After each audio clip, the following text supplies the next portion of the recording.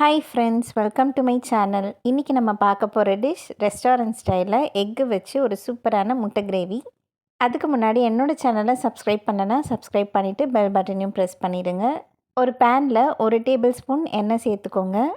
பட்டை, பிரியாணி இலை, ஏலக்காய் 2 சேர்த்துக்கோங்க. கருப்பு ஏலக்காய் இருந்தால் சேர்த்துக்கோங்க. காஞ்சி மிளகாய், பூண்டு, ஒரு சின்ன துண்டு இஞ்சி, ஒரு பெரிய வெங்காயம் நீட்டாக ஸ்லைஸாக கட் பண்ணி அதையும் சேர்த்து கொஞ்சமாக உப்பு சேர்த்து மீடியம் ஃப்ளேமில் வச்சு வதக்கிக்கோங்க.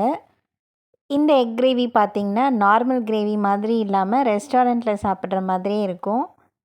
ஆனியன் கலர் சேஞ்ச் ஆனதுக்கப்புறம் கேஸ் ஆஃப் பண்ணிவிட்டு நம்ம ஒரு மிக்ஸி ஜாரில் போட்டு ட்ரான்ஸ்ஃபர் பண்ணி நல்லா ஃபைன் பேஸ்ட்டாக அரைச்சி எடுத்துக்கலாம். அடுத்தது அதே பேனில் கொஞ்சமாக எண்ணெய் சேர்த்துக்கோங்க. வேக வச்ச முட்டையை சேர்த்து மஞ்சள் தூள், மிளகாய் தூள், உப்பு சேர்த்து நல்லா ஃப்ரை பண்ணி எடுத்துக்கலாம். முட்டை இந்த மாதிரி ஃப்ரை பண்ணி போடும்போதே நம்மளுக்கு கொஞ்சம் டேஸ்ட்டு நல்லாயிருக்கும். எல்லா பக்கமும் நல்லா ஃப்ரை ஆனோடனே ஒரு பிளேட்டில் ட்ரான்ஸ்ஃபர் பண்ணி வச்சிடலாம். அதே பேனில் கொஞ்சம் எண்ணெய் சேர்த்துக்கோங்க. 1/4 டேபிள் ஸ்பூன் சோம்பு சேர்த்துக்கோங்க. அரைச்சி வச்சுருந்த ஸ்பைசஸ், வெங்காயம் இது எல்லாத்தையும் நல்லா வதக்கி எடுத்துக்கலாம். எண்ணெய்க்கு பதில் பட்டர் கூட சேர்த்துக்கலாம். இது எல்லாம் நல்லா வதங்கிறதுக்குள்ளே ஒரு பெரிய தக்காளி எடுத்து நல்லா அரைச்சி அதையும் சேர்த்துக்கலாம். ஹை ஃப்ளேமில் வச்சு ஒரு 5 மினிட்ஸ் நல்லா வதக்கி எடுத்துக்கோங்க. 1/4 டேபிள் ஸ்பூன் மஞ்சள் தூள், காரத்துக்கு ஏற்ற மாதிரி மிளகாய் தூள் சேர்த்துக்கோங்க. கொஞ்சமாக கரம் மசாலா சேர்த்து நல்லா மிக்ஸ் பண்ணி விட்டுருங்க.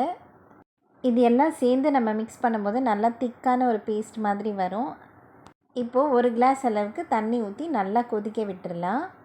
நல்லா கொதித்ததுக்கப்புறம் நம்ம வறுத்து வச்ச முட்டையை சேர்த்து கொதிக்க விட்டுட்டு லாஸ்ட்டாக கொத்தமல்லி இலை தூவி எடுத்துட்டோன்னா சூப்பரான முட்டை கிரேவி ரெஸ்டாரண்ட் ஸ்டைலில் ரெடி ஆகிடும். இந்த gravy vegetable biryani, white biryani, நெய் சாதத்துக்கும் நல்லாயிருக்கும். டிஃபன் ஐட்டம்ஸ் எல்லாத்துக்குமே நல்லாயிருக்கும். சப்பாத்தி, ஆலு பரோட்டா பண்ணிவிட்டு அதுக்கு சைடிஷ்ஷாக வச்சுக்கலாம். ரொம்பவே சூப்பராக இருக்கும். நானுக்கு ரொம்பவே சூப்பராக இருக்கும். பட்டர் நான் பண்ணிவிட்டு அப்படியே இது ஒரு சைடிஷ்ஷாக வச்சு சாப்பிட்டா சூப்பராக இருக்கும். கேஸ் ஆஃப் பண்ணுறதுக்கு முன்னாடி கொஞ்சமாக பட்டர் சேர்த்துட்டு ஆஃப் பண்ணிவிடுங்க. எப்போயுமே முட்டை உடச்சி ஊற்றி தொக்கு மாதிரி வச்சு இல்லைன்னா தக்காளி தொக்கு மாதிரி பண்ணிவிட்டு முட்டை போட்டு பண்ணுறதோட இது கொஞ்சம் டிஃப்ரெண்ட்டாக இருக்கும். கண்டிப்பாக ட்ரை பண்ணி பாருங்கள். இதில் சேர்த்த ஸ்பைசஸ் எதுவுமே மிஸ் பண்ணாமல் சேருங்க. அப்போ தான் இந்த தொக்கு ரொம்பவே சூப்பராக இருக்கும். சிம்பிளாக ஒரு 15 to 20 மினிட்ஸ்க்குள்ளே ஒரு கிரேவி பண்ணிடலாம். இந்த வீடியோ பிடிச்சிருந்தால் லைக் பண்ணுங்கள். அப்படி யூஸ்ஃபுல்லாக இருந்தால் உங்கள் ஃப்ரெண்ட்ஸ் அண்ட் ஃபேமிலிக்கும் ஷேர் பண்ணுங்கள். தேங்க்ஸ் ஃபார் வாட்சிங். மறக்காமல் சப்ஸ்கிரைப் பண்ணிவிட்டு பெல் பட்டனையும் ப்ரெஸ் பண்ணிவிடுங்க.